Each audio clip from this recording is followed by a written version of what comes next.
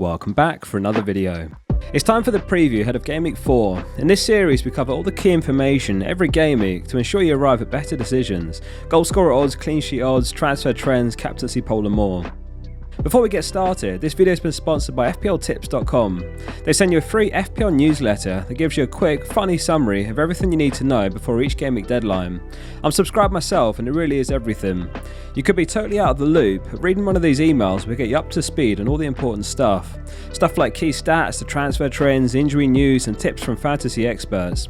Signing up's really easy and it's totally free. All you need is an email address. I've been a subscriber for a while now and it's been a game changer. If you want to level the playing field with me and over 10,000 managers who also get these emails, just click the link at the top of the description. Thanks again to FPL Tips.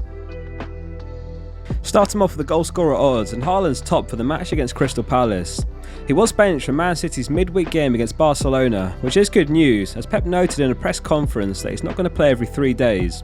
That said, City's Gameweek 5 fixture comes just 4 days after on Wednesday, something to be mindful of as a possible opportunity to sell Haaland, albeit it is risky as they face Forest. Salah's second with 53% chance of scoring against Bournemouth. At the end of the video, we'll look at the Captain Poll results to see how you're lining up this game week. Jesus has a 46% chance for an eye-catching home fixture to Fulham, who have conceded 9 big chances from their 3 games played, second highest in the league. Kane and Son haven't hit the form of last season yet, but the fixtures are there to guide them back, and you feel they're worth holding unless you're going into Gameweek 4 without Salah. Tony makes the top 10 this game week and he's a great mid-price striker for 7.2 mil with a great run of games for the foreseeable future. Clean sheet odds up next, and Liverpool are comfortably top, 62.5% chance of shutting Bournemouth out. Interestingly, Liverpool have conceded first in their last 7 games in a row. The Cherries were without Solanke last game week, who is a big miss and never looked like scoring against Arsenal really. If he is back for Gameweek 4, that'll be somewhat of a boost. They'll no doubt be looking to take advantage of Liverpool's dip in form. If you still own Robertson, at this point he may too be worth a hold with 3 home games in the next 4. Switching to Diaz, not a bad move either, but in my eyes keeping faith in Liverpool will be repaid over the next 4 game weeks. It's promising numbers for those of you that invested in the top 6 defences. City are second with a 52% chance, and Tottenham, Arsenal and Chelsea all tied in third with a 44.5% chance.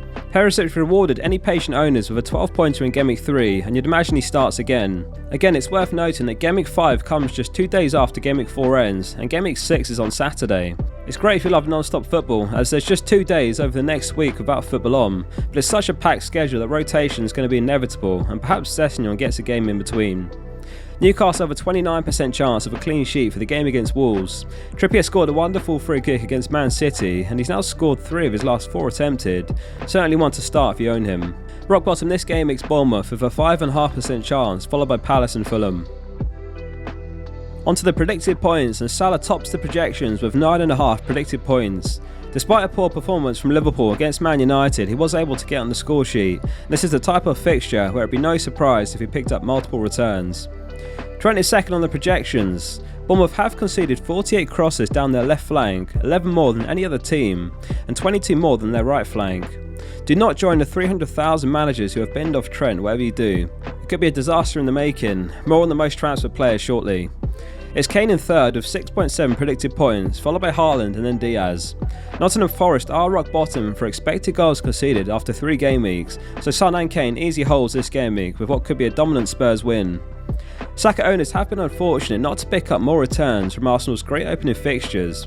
Martinelli's been the man delivering so far. Saka's worth a hold for Fulham at home, barring a transfer out to Diaz.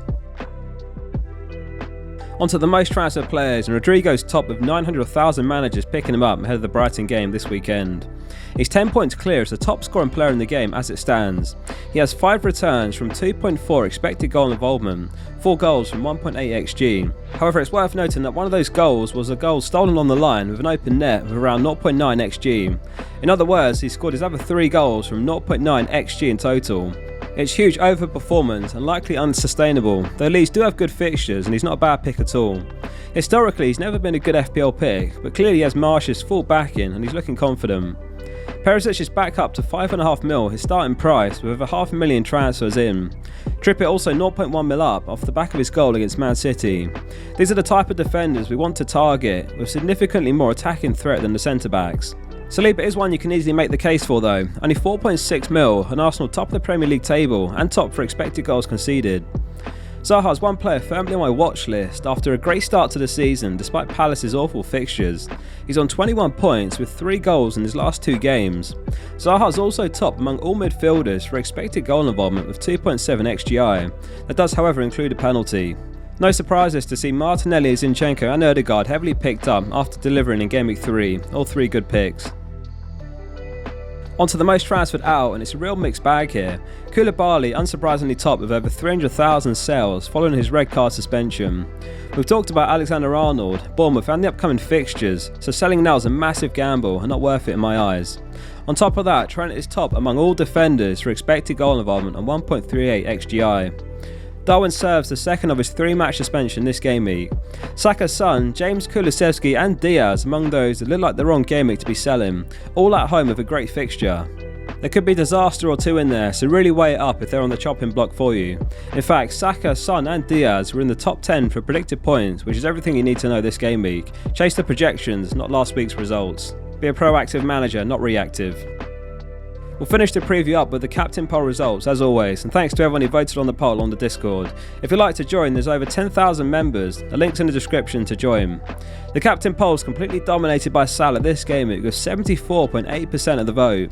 Jesus is in second with just shy of 10% of the vote. Haaland gets 5.8%, followed by Kane, De Bruyne and Son. 2.7% have voted for other. That wraps up this week's preview. Thanks for watching, and thanks for all the support to get to 100,000 subscribers. I read every comment, so drop one below and I'll be sure to read it. Keen to hear your thoughts as always. Tomorrow's video will be the experts and their team reveal. See you soon for the next one.